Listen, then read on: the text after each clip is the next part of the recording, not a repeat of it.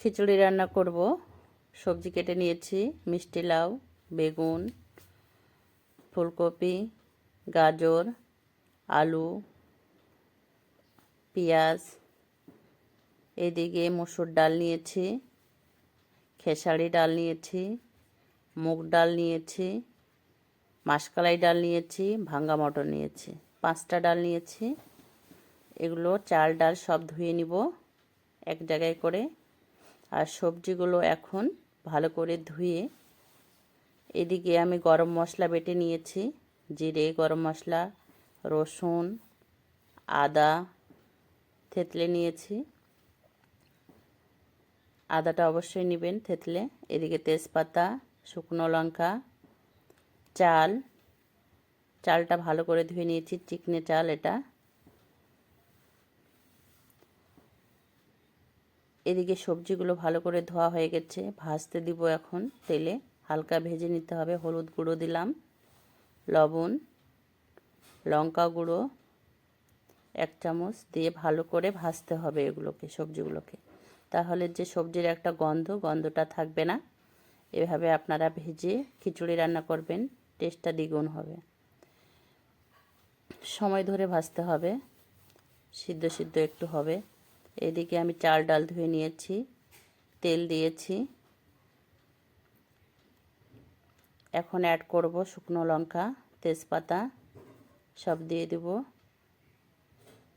একে একে। এদিকে রসুন, গরম মশলা, আদা সব অ্যাড করব। মাংসের মতো দিতে হয়, টেস্ট দ্বিগুণ হয়। এদিকে শুকনো লঙ্কার গুঁড়ো দিচ্ছি 1 চামচ, হলুদ গুঁড়ো 1 চামচ, স্বাদ অনুযায়ী লবণ। এদিকে সবজিটা আমার ভাজা হয়ে গেছে। এরকম ভেজে নেবেন, খুব সুন্দর টেস্ট হবে খিচুড়িটা। অনেকে কাঁচাই দেয়, ওটাও রান্না করা যায়। এদিকে বলক উঠে গেছে চাল ডাল সব। এখন আমি সবজিগুলোকে অ্যাড করে দিব, একটু নেড়ে দিচ্ছি।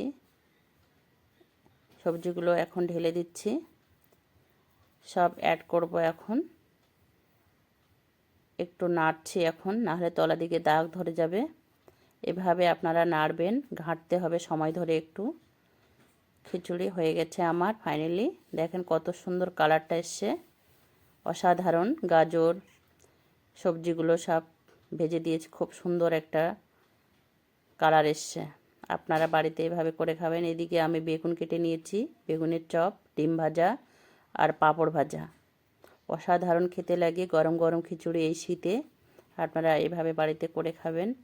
আমার ভিডিও যদি আপনাদের ভালো লেগে থাকে অবশ্যই লাইক, কমেন্ট এবং শেয়ার করবেন। এদিকে আমি ডিমটা ভাজছি, একটু জিরে দিলাম, ভালো লাগে ডিম ভাজাতে। 2টো ডিম ভাজছি আমি। আপনারা আরও বেশিও ভাজতে পারেন, মোটা হবে আরও। আমি 2টা ভাজছি। এখন একটু করে নেড়ে দিব হালকা করে, দিয়ে এপার ওপার একটু ভালো করে করে নিয়ে। এদিকে পাঁপড়টা ভাজা হয়ে গেছে, বেগুনের চপ হয়ে গেছে, ধনিয়া পাতার চপ হয়ে গেছে। কত সুন্দর হয়েছে চপগুলো, গরম গরম খিচুড়ির সঙ্গে খেতে অসাধারণ। এটা হচ্ছে আলুর সানা, লাল টকটক করে বেটে নিয়েছি শিলপাটায়। পাঁপড় ভাজা হয়ে গেছে, খিচুড়িটা কি সুন্দর হয়ে গেছে। আর এদিকে ডিমটা উল্টে দিব এখন। এভাবে উল্টে দিবেন, মোটা মোটা হবে ভেতরটা, একটু মোটা মোটা হবে, ভালো লাগবে। এরকম হবে। আমার ভিডিও যদি আপনাদের ভালো লাগে অবশ্যই